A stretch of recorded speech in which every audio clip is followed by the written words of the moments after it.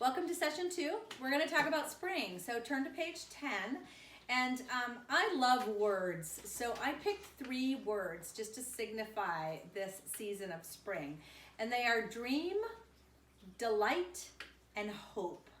I think springtime is a time when we have the hope of new birth, of things changing. And for me, it's been really kind of fascinating, but I think I've really become kind of an entrepreneur later in my life, where I really enjoy the new ideas and then figuring out how to make those new ideas happen.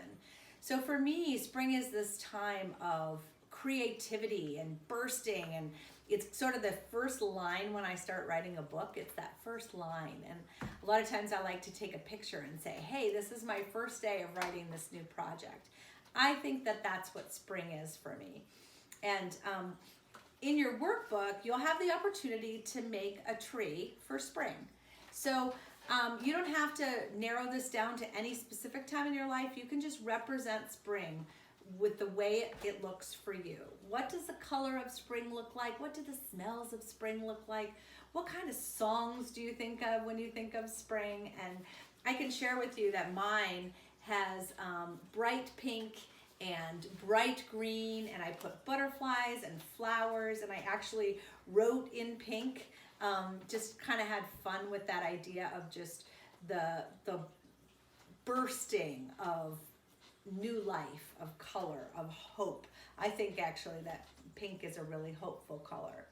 So once you've drawn your picture or added your stickers or colored, I want you to answer the questions under activity A.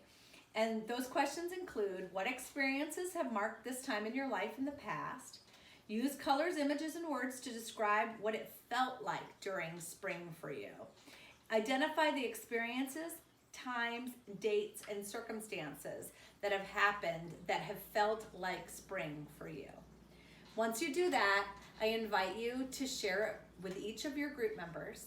And then when you conclude, one of the unique parts of this workbook is that there's the activity, and then there is a little devotional. So there's a reflect piece of scripture, there's a process section, and then there's a prayer. So I invite you to do page 10, share it with your group, and then go through page 11 together as a group, reflecting, processing, and then we'll do the prayer together.